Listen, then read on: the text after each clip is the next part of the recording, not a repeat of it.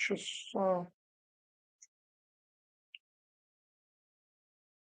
Olha aqui, coisa legal. O camponês, pela sua posição econômica dentro da sociedade burguesa, encontra-se em tal situação que seguirá, inevitavelmente, ou o trabalhador ou a burguesia, não há uma terceira via.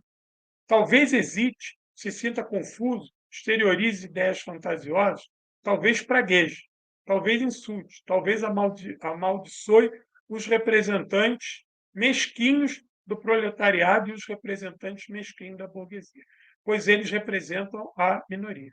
Podem gritar frases impoludas sobre a maioria, sobre o caráter altamente generalizado da vossa democracia do trabalho. Sabe a democracia pura? Pode dizer tudo o que quiser. Tudo isso só servirá para se esconder o fato de que, se o camponês não seguir o trabalhador, seguirá então a burguesia. Esse debate era um debate latente. Olha onde que eu vou chegar com esse debate do exemplo do camponês.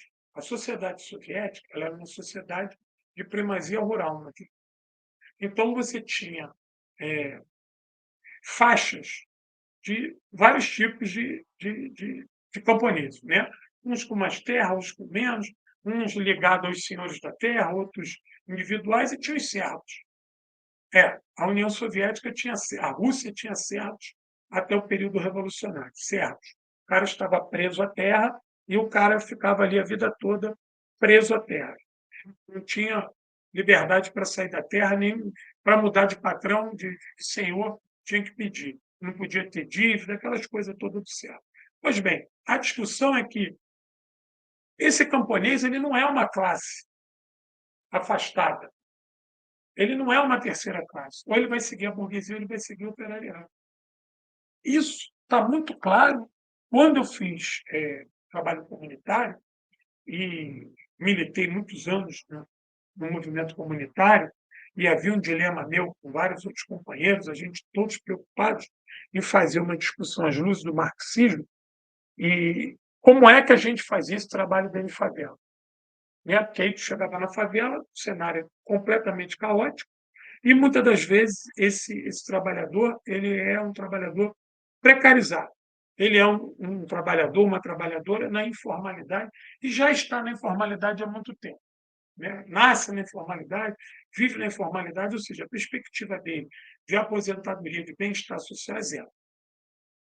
A discussão é, ele é lumpen, ele é lupesinato? Ele é lupesinato ou ele é um trabalhador, um membro da classe operária com alto grau de alienação? Essa é a pergunta. Tá. E aí, como é que você debate com esse cara sobre o que é liberdade? Ele está preocupado com liberdade? Ele tem liberdade? Ele nunca teve liberdade, que é o exemplo que ele está dando no livro. A discussão não é liberdade. A discussão é qual é a identidade de classe dele, para que lado ele vai. Ele está pouco se fudendo com liberdade, igualdade, ele não sabe nem o que é isso, ele nunca teve isso.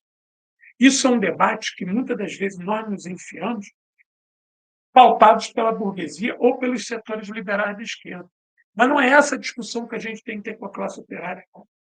A classe operária não está preocupada com esses conceitos, não. A classe operária ela está preocupada em comer.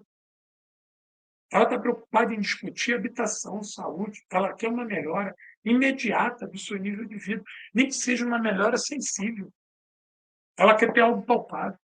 Inclusive, deixa eu pegar esse gancho, é a minha crítica ao governo Lula.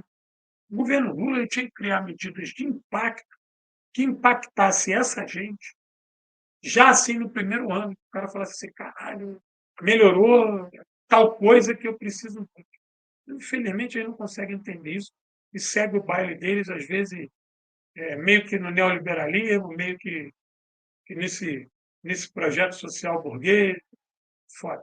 Com Haddad e Simone Tebet fica difícil entender isso. Mas tudo bem. Então, eu quero dizer que nós não temos que ficar preocupados com o voto que a burguesia vai nos dar. Porque esse voto ele reverbera nas camadas médias. Justamente nessas camadas que eu falei aqui no início da live, que já tem tudo. Então, ele tem coisa a perder. Na Revolução, ele tem a perder. Porque na Revolução, ele vai ser chamado a contribuir. E ele não quer contribuir. Lembra? Ele é egoísta, ele é individualista. Ele acredita que ele conseguiu aquilo tudo sozinho. E ele acredita que ele é gerente de banco, ele é bom. E a empregada doméstica dele é empregada porque ela não é boa, ou porque ela nasceu para ser empregada doméstica. Ou então alguém tem que limpar o chão, então é ela. Só que isso é uma esparrela que a gente tem entrado, que a gente tem sido encurralado por não dar uma resposta à altura a essa coisa de liberdade. Não temos liberdade, não queremos essa liberdade. A gente quer uma liberdade revolucionária, uma outra liberdade. Outra, não tem nada a ver com o teu conceito de liberdade. Mas o conceito de liberdade é universal. O conceito de liberdade de qual sociedade? Ele é universal. A liberdade qual? Liberdade do teu corpo? No outro dia, a menina estava passeando aqui na Orla, em Santa Catarina, pouco dia, não sei se vocês viram, de ser de fora com o cachorro, a polícia falou e falei, não é atentado violento ao pudor, não é, perdão, não é atentado violento ao pudor, não, deu um ato obsceno, se não me engano, ato obsceno. Vejamos, companheiro, eu não estou aqui querendo transformar a revolução no ao povo, mas que liberdade que a gente tem que a gente prende uma mulher que está de seio de fora. A gente prende e processa ela, porque ela botou o seio para fora. Mas a gente não anda sem camisa, só que a gente não conseguiu nem naturalizar isso. Né? A gente, então, que liberdade é essa? Agora veja, eu posso espalhar fake news, eu posso falar mal da vacina, eu posso mentir sobre a vacina que vai levar e levou muita gente boa à morte porque não tomou vacina. Né? Agora, se eu, mulher, botar o peito para fora ali, eu sou criminosa. Eu estou cometendo um crime. Sabe quem disse isso? O Estado burguês judaico-cristão, que sempre teve dificuldade para trabalhar com a mulher e sempre viu a mulher como submissa, como ser de segunda categoria e que tem que viver diante de um dogma burguês de que o corpo é propriedade do marido, não dela. A propriedade do corpo dela é do pai dela, do marido dela, não é dela. E quando fizeram a lei de que iria botar o seio de fora, proibido, foram consultadas as mulheres se elas queriam botar o seio de fora. Eles disseram que não podia, porque era crime, acabou. Aí olha a hipocrisia, você vai na praia, os biquínis estão cada vez menores, né? Mas na praia pode, e a mulher está com um biquíni micro e a outra não pode mostrar o seio. O que tem aí de contradito nisso? Que nada. Isso é uma tolice, isso é um dogma. Entendeu? Mulher, quiser, eu quero tirar minha blusa, tem que aprender a tratar disso. Né? Eu costumo falar para meus filhos, perdão, para meus alunos, que, não, meus filhos, quando a gente vai falar de chegada dos portugueses aqui, eu já aproveito para tentar ensinar educação sexual sem que ninguém perceba. Eu falo, olha lá, anota ali, ó, os índios andavam completamente nus. Nenhum índio mexia nas partes íntimas da Índia, nem da Índia no índio, sem que eles não tivessem uma relação de amor, sem que eles estivessem casados, sem que tivesse autorização. Falei, ó, o índio estava nu, mas vê se ele estava igual um tarado ali, com ereção. Para ele, o nu era normal. Nós é que chegamos aqui, vestimos o índio. Botamos roupa nele, ensinamos o que era pecado, o que podia, o que não podia. Nós transformamos, colocamos essa sociedade do índio de cabeça para baixo. Eu falo, pois é por isso que a nossa sociedade está de cabeça para baixo até hoje. Porque fomos nós que impusemos isso ao índio. O índio não conseguiu nos impor que o nu é algo natural e para ser respeitado. Não é que uma pessoa está nua, que ela está faltando com respeito, ou que eu posso ir lá e passar a mão naquela pessoa, ofender ela. Mas isso não tem nada a ver. Não tem nada a ver. E aí eu tento debater isso com meus alunos, né? aquela turma ali de sexta série e tal. É difícil, porque esse incremento das religiões cristãs, eles veem isso como tem uns que carregar no olho quase que vai morrer. Quando fala que pode andar sem camisa, nua, fodeu. Aí eu confundo a cabeça dele, chega em casa e fala outra coisa. Aí o pastor fala outro, o padre fala outro, fodeu. E já chega lá na sala de aula achando que está encantando o demônio. Sou eu. Cadê a liberdade que eles tanto não apresentam? Onde é que está essa liberdade? Cadê a igualdade? Nós não temos igualdade nenhuma. Não há nenhum trabalho para se criar um processo de igualdade. A gente pode falar assim, não, a sociedade capitalista está em transformação. Tá. O que está sendo feito de concreto para ter igualdade? Nada. Nós não temos nenhum grande projeto intrínseco desse sistema que seja igualdade. Eu acho que o projeto do sistema capitalista, eu acho que o único projeto do sistema capitalista que falava em igualdade é o do jogo do bicho. Vale o que está escrito ali. Todo mundo que pode ir lá joga, vai receber o dinheiro. Acho que a igualdade foi o jogo do bicho. Acho que é algo por aí. Que nem na hora de morrer. E se você não tiver dinheiro para pagar, a cova rasa lá na puta que pariu.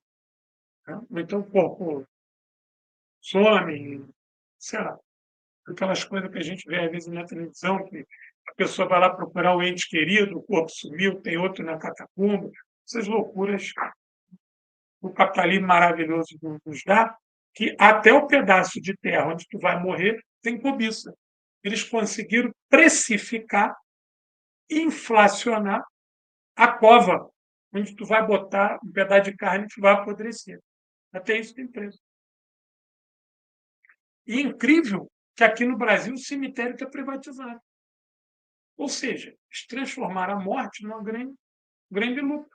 Que tu precisar. Quem quer privatizar, como é que o conceito é que ser a nível filosófico, faz sentido tu privatizar a morte. Um momento de dor, né? Um momento que aquela pessoa deixou de existir. Aquela pessoa passa a ser um resto de carne, osso, tecido, e aquilo ali vai morrer, vai trazer mau cheiro, vai sumir. Isso vale dinheiro. Isso é disputado por dinheiro. Eles conseguiram transformar isso numa disputa comercial. Né? E ainda tem aqui, casa, aqui perto de uma funerária particular, o nome dela é Pax. Paz. Paz, pô. É um inferno para tu enterrar alguém. Tem dinheiro, cara. Entendeu? A morte ainda é um momento que tu deveria se despedir do ente querido. Não tem nem igualdade. Onde é que está a fraternidade que eles falam? E o violento somos nós. Nós somos os violentos. Stalin era um grande satã. Meu Deus, o Stalin não foi aquele que matou Hitler, que combateu Hitler. E o Hitler era o quê? Não, dois ditadores. Não sei se tinha forno queimando os outros na União Soviética, de concentração, cova rasa, fuzilamento em massa. Isso não tinha. Tinha saúde, tinha educação, os índices estão lá, os números, né? A ONU, até a ONU, depois da década de 50, passou a medir e colocou os países do leste europeu nessa medição e falar, tanto que, para não chamar de primeiro mundo, né, chamaram de segundo mundo. O segundo mundo era o país socialista, tem um índice de desenvolvimento social alto, mas a economia não é boa. Era segundo mundo porque a economia não era boa. A economia. Ou seja, eles criaram um índice, primeiro, segundo e terceiro mundo. Primeiro mundo, foda-se a questão social, a economia, primeiro. Segundo mundo, a questão social, legal. Segundo. Terceiro mundo, tem nada, nem economia, nem social forte. Loucura. Ou seja, uma escala descarada que privilegiava e que dava prêmio para você não ter, em você não ter um sistema social bacana. Não tem. Você vê que sem a União Soviética, esses países europeus, que antes tinham um sistema de bem-estar social avançado, eles se sentiram confortáveis em ir privatizando, privatizando, destruindo, destruindo, destruindo. Você vê que a Inglaterra, que era um dos países que tinha um sistema de saúde até a década de 80 muito importante, muito abrangente, né? Ele foi sendo destruído miseravelmente pela Margaret Thatcher. Depois, por todos eles, o Tony Blair foi o que jogou a última pá de cal nesse sistema. E hoje a saúde na Inglaterra é um lixo. A saúde na Inglaterra é um lixo. Como é que em pouco tempo eles conseguiram destruir algo que eles tinham de bom? E acham isso legal. E isso é primeiro mundo.